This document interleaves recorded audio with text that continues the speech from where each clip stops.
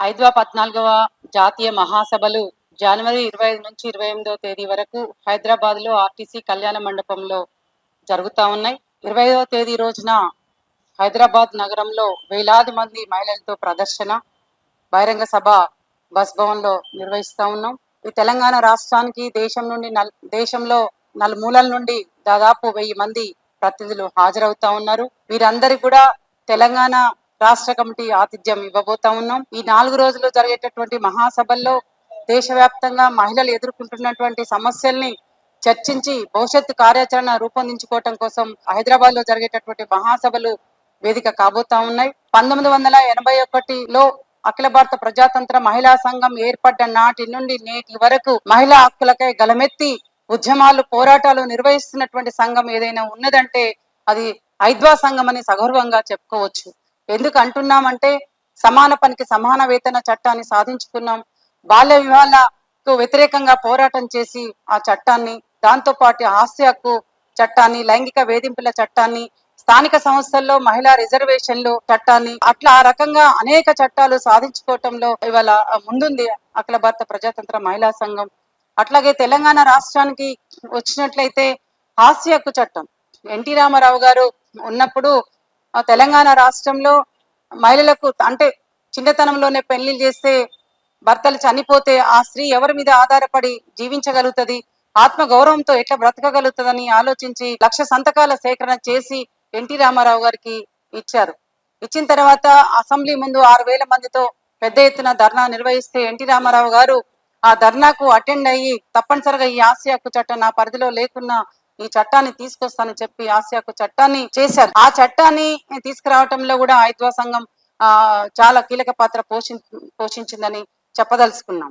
అట్లాగే మద్యం వల్ల అనేక కుటుంబాలు విచ్ఛిన్నమై రోడ్ల మీద పడుతున్నటువంటి నేపథ్యంలో మరోపక్క ఆ కుటుంబ భారాన్ని మొత్తం కూడా మహిళల పైన పడుతుంది. పిల్లల్ని చదివించుకోవాలన్నా ఆ భారం అంతా మీద పడుతుంది. కాబట్టి మద్యాన్ని నియంత్రించాలి, మద్యాన్ని నియంత్రిస్తే క్రైమ్ రేటు కూడా తగ్గిపోతుందని ఆ రకంగా తెలంగాణ రాష్ట్ర వ్యాప్తంగా మద్యం నియంత్రించాలని ఉద్యమిస్తే ఎన్టీ రామారావు గారు ఆ మద్యాన్ని నియంత్రించడం జరిగింది. ఆ రోజుల క్రైమ్ రేటు కూడా తగ్గిపోయింది.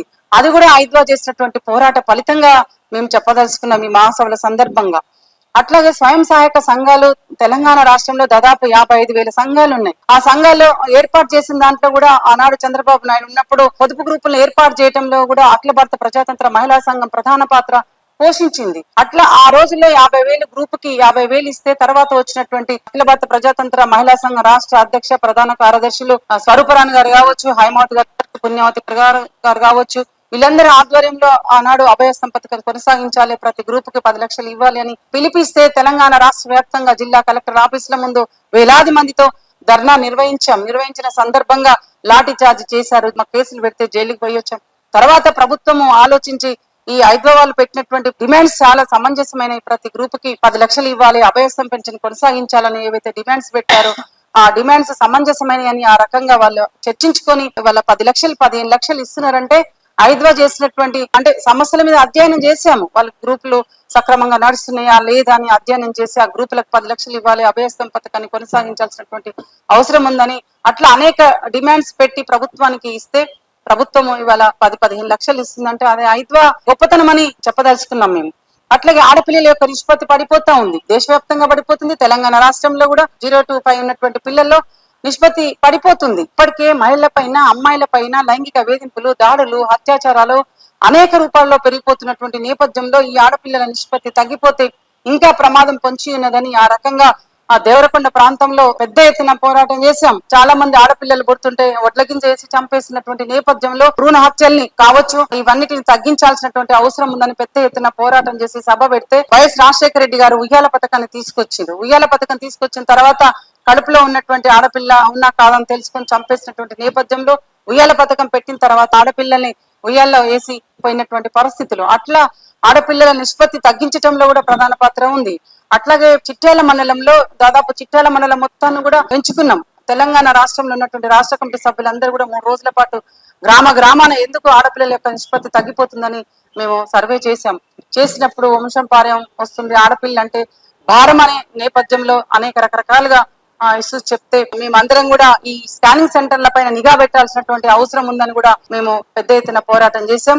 ఆ చేసిన తర్వాతనే స్కానింగ్ సెంటర్లపై నిఘా పెట్టి ఆ రకంగా ఆడపిల్లల నిష్పత్తిని తగ్గించడంలో కూడా మా పాత్ర ఉందని మేము చెప్పదలుచుకున్నాం. అట్లాగే అంగన్వాడీ గాని, ఆశా వర్కర్స్ కానీ, మధ్యాహ్నం భోజన కార్మికుల వేతనాలు పెంచాల్సినటువంటి అవసరం ఉందని కూడా అఖిల భారత ప్రజాతంత్ర మహిళా సంఘం పోరాటం చేశాం. తర్వాత కార్మికులుగా గుర్తించిన తర్వాత అది సిఐటి రంగాన్ని తీసుకోవటం అనేది జరిగింది. అది కూడా మేము ఏర్పాటు చేసి వాళ్ళ హక్కుల కోసం నిరంతరాయంగా పనిచేయడంలో కూడా మా పాత్ర ఉందని మేము చెప్పదలుచుకున్నాం. మైక్రో ఫైనాన్స్ సంస్థలు కూడా ఒకప్పుడు మైక్రో ఫైనాన్స్ సంస్థలు పుట్టగొడుగులుగా తెలంగాణ రాష్ట్రంలో మైక్రో ఫైనాన్స్ లో పనిచేసినటువంటి మహిళలందరినీ గ్యాదర్ చేసి కలెక్టర్ ఆఫీస్ ముందు ధర్నా నిర్వహిస్తే అప్పుడు కలెక్టర్ గారు ఒక వాగ్దానం చేశారు, వాళ్ళకు ఒక 4 నెలల పాటు వెసులుబాటు కల్పించండి. అఖిల భారత ప్రజాతంత్ర మహిళా సంఘం ఏదైతే కోరుతుందో వాస్తవం కరోనా టైంలో వాళ్ళకి పని దొరకకపోవటం వల్ల వాళ్ళు రుణాలు కట్టలేనటువంటి పరిస్థితి ఏర్పడుతుంది. మీరు ఇళ్లకు పోయి మీరు రుణాలు కట్టొద్దని ఆ రకంగా నిర్వహించడం అనేది జరిగింది. అట్లాగే భద్రాచలం కొత్తగూడెంలో కూడా ములకలపల్లి మండలంలో అక్కడ ఒక గ్రామంలో కూడా కరోనా టైంలో డ్వాక్రా మహిళలు రుణాలు తీసుకుంటే రుణాలు కట్టకపోతే ఇంటి మీదకి వచ్చి బాగా బ్యాంకు వాళ్ళు వేధింపులకు గురి చేస్తుంటుంటే అక్కడ కూడా అఖిల భారత ప్రజాతంత్ర మహిళా సంఘం వాళ్ళందరినీ గ్యాదర్ చేసి బ్యాంకుల ముందు ధర్నాలు నిర్వహిస్తే అక్కడ కూడా నిర్వహించడం జరిగింది. అది అఖిల భారత ప్రజాతంత్ర మహిళా సంఘం మహిళల పట్ల అండగా ఉంటుందని చెప్పడానికి మేము ఇవన్నీ చెప్తున్నాం. అట్లాగే కేసీఆర్ గారు వచ్చిన తర్వాత కూడా ప్రధానంగా మేము తెలంగాణ గవర్నమెంట్ వచ్చిన తర్వాత వెంటనే మల్లు స్వరాజ్యం గారు, జ్యోతి గారు, హైమావతి గారు, ఆశలత గారు వీళ్ళందరూ కూడా ఫస్ట్ మెమోరండం ఏంటి ఇచ్చినామంటే ఈ తెలంగాణ రాష్ట్రంలో ఒంటరి మహిళలకే పెన్షన్ ఇస్తున్నారు. చాలా మంది భర్త వదిలిపెట్టినటువంటి మహిళలు ఉన్నారు, చాలా మంది పెళ్లి చేసుకున్నటువంటి మహిళలు ఉన్నారు, చేసుకున్న తర్వాత కూడా వదిలేసినటువంటి మహిళలు ఉన్నారు. వీళ్ళందరూ కూడా ఒంటరి మహిళల్లో కలిపి వాళ్ళకి పెన్షన్ ఇవ్వాలి అని మేము అడిగితే మెమోరాండం ఇస్తే వెంటనే కేసీఆర్ గారు స్పందించి వాళ్ళకు కూడా పెన్షన్స్ ఇవ్వటం జరిగింది. ఆ పెన్షన్ ఇప్పించటంలో కూడా మా అఖిల భారత ప్రజాతంత్ర మహిళా సంఘం వారికి అండగా ఉన్నదని ఈ సందర్భంగా చెప్పదలుచుకున్నాం. ప్రతి సంవత్సరం కూడా ప్రాథమిక ఆరోగ్య హెల్త్ సెంటర్లలో మేము సర్వేలు చేస్తా ఉన్నాం. ప్రాథమిక ఆరోగ్య హెల్త్ సెంటర్ లో, జిల్లా ఆసుపత్రుల్లో, అట్లాగే ఏరియా ఆసుపత్రుల్లో మా టీమ్స్ ఉన్నాయి. తెలంగాణ రాష్ట్రంలో 3,55,000 మెంబర్షిప్ ఉంది. ఈ మెంబర్షిప్ ఉన్నటువంటి గ్రామ కమిటీలను కదిలించి ప్రాథమిక ఆరోగ్య హెల్త్ సెంటర్ల పైన సర్వేలు చేసి ఆ సర్వేలో వచ్చినటువంటి అంశాల ప్రాతిపదిక తీసుకుని మెమోరండాలు ఇవ్వటం వల్ల అనేక సమస్యలు పరిష్కరించుకోగలిగాం. మౌలిక వసతులు కావచ్చు, అక్కడ ఉన్నటువంటి ఎక్విప్మెంట్స్ ఖరాబ్ అయితే ఆ ఎక్విప్మెంట్స్ ఖరాబ్ అయినవి వెంటనే పరికరాలను బాగు చేయాలని చెప్తాడు. అట్లాంటి సమస్యలు చిన్న సమస్యలు పరిష్కరించినాం. కానీ విద్య, వైద్యం హక్కుగా ఉండాలని చెప్తున్నాం. విద్య గాని వైద్యాన్ని గాని ఇవాళ చాలా తక్కువ 2.05% కేటాయిస్తే ఇలా వైద్యం గాని ఆరోగ్యం గాని ప్రజలకు కల్పించలేము. మేమేం చెప్తున్నాం అంటే 7% కల్పిస్తే విద్యకు వైద్యానికి ఆ రకంగా ప్రభుత్వ ఆధ్వర్యంలో కాకుండా ప్రైవేట్ ఆసుపత్రుల్లో వైద్యం చేయించుకున్నా గానీ ఆ బిల్లులు చెల్లించే విధంగా ప్రభుత్వం తీసుకోవాల్సిన బాధ్యత ఉందని కూడా అఖిల భారత ప్రజాతంత్ర మహిళా సంఘం చెప్తున్నాం. ఎందుకంటే ఇళ్ల స్థలాలు లేని వాళ్ళకు ఇల్లు హక్కు, అది ఇల్లు హక్కు, కనీస వేతనం కూడా హక్కుగా ఉండాలి, విద్య వైద్యం కూడా హక్కుగా ఉండాలి. నేను చెప్పటమే కాదు, ఇప్పుడే పుణ్యావతి గారు చెప్పిండ్రు, రాజ్యాంగం ప్రతి ఒక్కరికి కూడు గూడు గుడ్డ ప్రతి ఉపాధి కల్పించాల్సినటువంటి బాధ్యత రాజ్యాంగం ఏదైతే చెప్తుందో ఆ రాజ్యాంగాన్ని అమలు చేయండి అని కూడా అఖిల భారత ప్రజాతంత్ర మహిళా సంఘం ఏర్పడ్డ నాటి నుండి నేటి వరకు కూడా పోరాటం చేస్తా ఉన్నాం. ఇంకా భవిష్యత్తులో కూడా వాటి మీద చేయాల్సినటువంటి అవసరం ఉందని కూడా మేము చెప్పదలుచుకున్నాం. అట్లాగే కాంగ్రెస్ ప్రభుత్వం వచ్చింది. కాంగ్రెస్ ప్రభుత్వం 6 పథకాలు ప్రవేశపెట్టింది. కానీ ఉచిత బస్సు అని అన్నారు, ఉచిత బస్సు కల్పిస్తున్నారు. కానీ గ్రామీణ ప్రాంతాలకు వచ్చినట్లయితే చాలా బస్సులు తీసేసినటువంటి పరిస్థితి. అందుకే గ్రామీణ ప్రాంతాలలో కూడా బస్సు సౌకర్యం కల్పించే విధంగా చేసినట్టయితే ఆ రకంగా వాళ్ళు కూడా ఇబ్బంది పడకుండా ఉంటారు. కాబట్టి ఎక్కడైతే గ్రామీణ ప్రాంతాల్లో బస్సు సౌకర్యాలు లేవు ఆ బస్సు సౌకర్యాలను కూడా కల్పించాలి.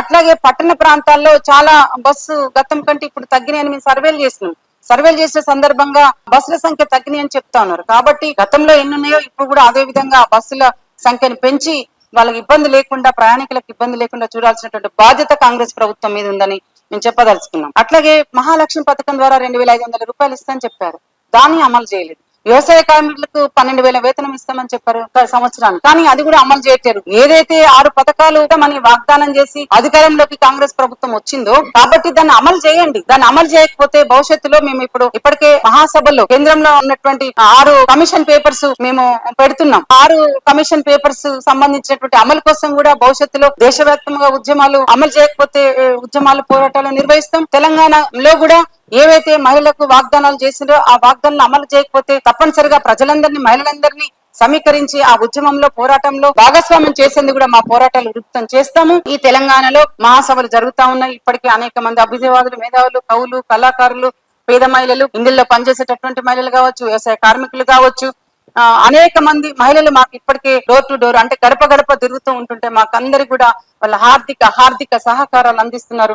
వాళ్ళందరికీ కూడా ప్రత్యేక అభినందనలు తెలియజేసుకుంటున్నాం. హైదరాబాద్ మహాసభలు తెలంగాణ సాయుధ పోరాటం గడ్డపైన జరుగుతున్నందుకు చాలా సంతోషంగా ఉంది. తెలంగాణ రైతాంగ సాయుధ పోరాట యోధులు ముత్యాల ఐలమ్మ మరియు మల్లు స్వరాజ్యం చిన్నతనంలోనే తుపాకీ పట్టి భూస్వాముల పైన అట్లాగే రజాకారుల పైన పోరాడిన ధీర వనిత మల్లు స్వరాజ్యం తిరుగాడిన ఈ పోరాట తెలంగాణ మట్టి నేల దేశానికి భవిష్యత్తు ఉద్యమానికి పోరాటానికి దిక్సూచి కానున్నది. కాబట్టి అందరూ కూడా మహాసభను జయప్రదం చేసే విధంగా సహకరించాలని కోరుతూ ప్రింట్ మీడియా ఎలక్ట్రానిక్ మీడియా కూడా మీరు అందరు ఇక్కడికి వచ్చారు. మా మహాసభల్ని మీరందరూ కూడా కవర్ చేసి, ఎందుకంటే ఇవాళ అఖిల భారత ప్రజాతంత్ర ఏ మహిళా సంఘాల కంటే కూడా ఎక్కువ ధీటుగా అన్ని మహిళా సంఘాలు మహిళా విభాగాలు పనిచేస్తున్నాయి. కాదని మేము అనట్లేం, అంతకంటే ఎక్కువగా మేము అఖిల భారత ప్రజాతంత్ర మహిళా సంఘం పనిచేస్తున్నాం, ప్రజల్లో ఉంటున్నాం. ఎక్కడ సమస్య ఉంటే అక్కడ ఆ సమస్యను పరిష్కరించే దిశగా మేము మా పని జరుగుతా ఉంది. ఎక్కడ మహిళ పైన అత్యాచారం జరిగినా, ఎక్కడ దారులు జరిగినా కానీ అది అవునా కాదా అని తెలుసుకొని అది వాస్తవం అయితే అది కఠినంగా శిక్షించేదాకా మా మహిళా సంఘం పనిచేస్తున్నాం. కాబట్టి మీరు మా పోరాటాలకు మాకు మద్దతుగా ఉండాలి. మా అన్ని కూడా మీరు పెద్ద ఎత్తున ప్రచారం చేయాలి, ప్రెస్ లో వచ్చేటట్టు కూడా మీ వంతు సహకారం మాకు అందించాలని కోరుకుంటూ ఈ అవకాశం ఇచ్చిన మీ అందరూ కూడా ప్రత్యేక ధన్యవాదాలు.